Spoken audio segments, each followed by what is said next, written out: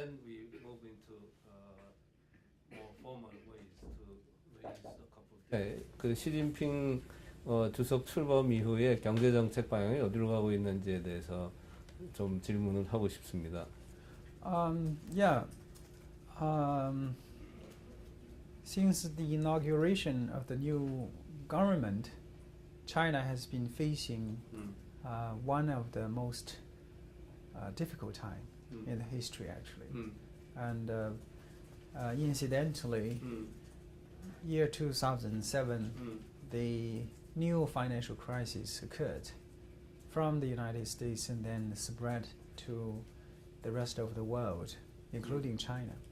So since year 2008, China has been witnessing a declining trend in its economic development, as the world has noticed. And the recent question is how to promote economic growth without creating a new round of financial crisis domestically. So I think that's a difficult question for the new government. And Li Keqiang has implemented a number of policies trying to, on the one side, to stimulate economic development. For example, to enlarge the economic circle from Beijing to Hebei province and Tianjin. I view this as a new form of infrastructure construction or infrastructure investment. I think this idea basically is better than the previous traditional idea of developing one particular area. And this also provides a new clue for China how to get relatively high economic growth during this period of difficult time. On the other side, because the government has decided not to lose monetary policy in a significant way, so the Central Bank of China, as we have seen, was very careful in providing liquidity. So that's the reason why we have seen a number of different versions of quantitative easing in China. For example, the central government provides sort of monetary policy in agricultural area and areas related to agriculture instead of expansion in all areas. I think this is one good philosophy.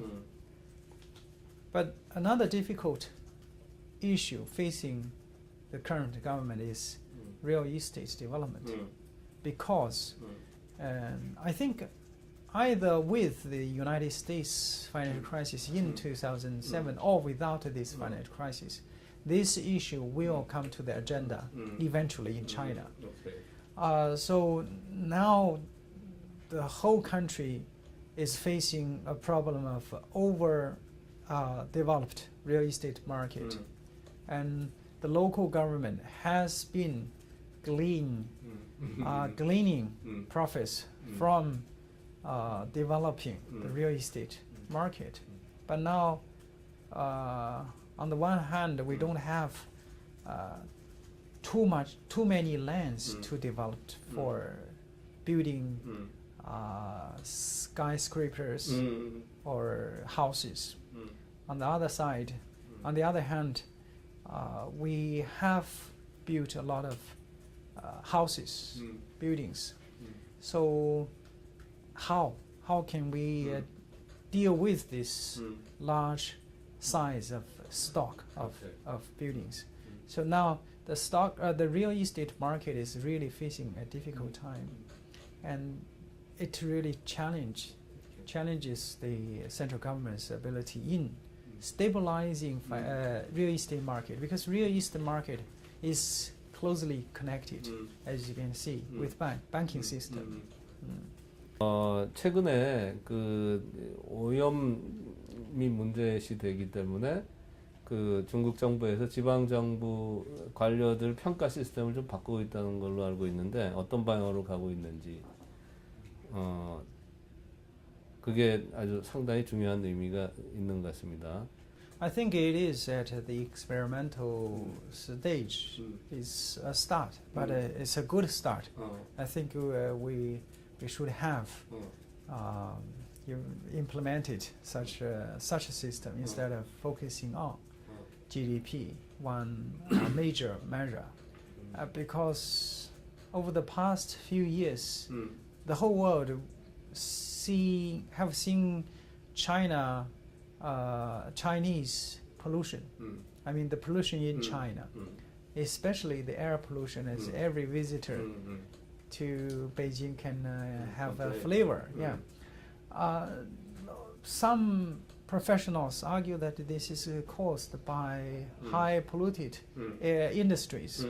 But if we look at the data, if we look at the emission of SO2, which is one major component of high pollution industries, we find this emission, the volume of emission of SO2 has been declining, indicating that maybe high polluted industries are not the major source of air pollution.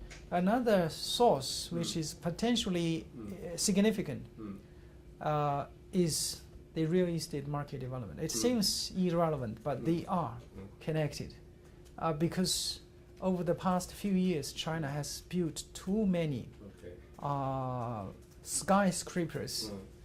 So many green lands, lands with crops, have been developed, and we see now forests become buildings.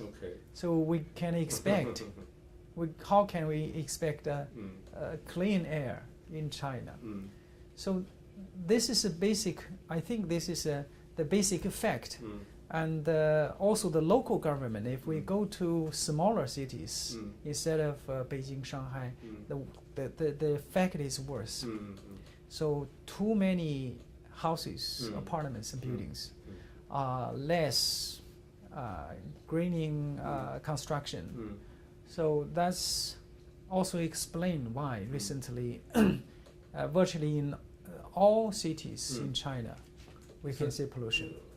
For example, if we evaluate local government's performance, I think there should be a comprehensive index incorporating welfare for local for a province or city, in addition to the income or the output. Yeah. 그 지금 세계 경제를 어떻게 보고 계시는지, 세계 경제가 앞으로 좋아질 건지 중국 쪽에서는 어떻게 보시는지 좀 소개를 해주시면 어떨까요? To some extent, I agree. I think the worst is behind us. This is my judgment, at least. Although many scholars and world institutions forecast that Chinese economy will continue slow down, but still we will have business cycle. So the cycle cannot always be in recession. So I'm quite optimistic to the future. Yes, right. Yeah. Although there are many challenges out there in China, but I think as long as political stability is there, then no big concern.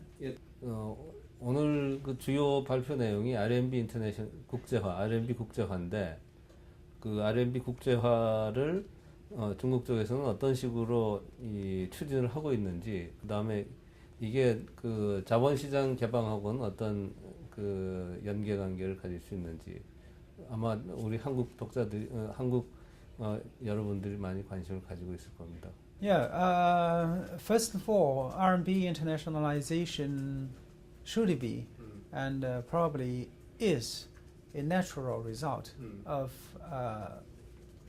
China's trade performance, China's financial activities in the world. So firstly, we summarize and collect these stylized facts and construct this index to evaluate to what extent Chinese yuan has been used in comparison to world major currencies, for example. So it tell us, or it may be preliminary to evaluate to what extent Chinese yuan has been used in comparison to world major currencies, for example. So it tell us, or it may be in a preliminary stage, providing limited information, but at least we can see there is a growing trend for more uses of renminbi. This makes sense because the volume, at least the total volume of China's trade with trading partners is very large. On the other hand, I think, of course, United States is the most important trading partners with China, but China, as I have shown in my presentation, the distribution of trading patterns or trading volume with other countries have been diversified. And for example, China-Korea trading volume has increased dramatically. So when our two countries, by using a third-party currency, that probably will add more cost. So if we can settle this sort of trade activities by using renminbi, for example, probably we will improve the efficiency and reduce cost.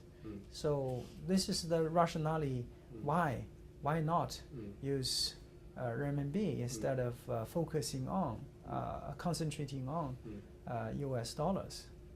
I think also because of the regional features between China and Korea, the use of renminbi, or if we imagine the other extreme side is the use of Korean won instead of using US dollars or euro, apparently we will benefit both from this using. How do we evaluate the speed of RMB internationalization? So basically my comment is this is a gradual implementation issue. Apparently it needs time for China to reform its financial structure, financial system. So it may take 5, 10, or 20 years in terms of the full opening of financial capital account. Yeah. 마지막으로 이 한국에 대해서 하고 싶으신 말씀이 있으시면은 한마디 해주시죠. I would suggest we spend more in Korea to shop, and the Korean enterprises go to China and expand their industry. Okay. Yeah. So in which area? It might be related to For example, I mean, first in tourism, and second, I think Korea enterprises in particular in electronic and automobile. And I think you have already gained the advantage. Yeah, so you can continue. Okay. So maybe. Thank you very much. Thanks. Thank you.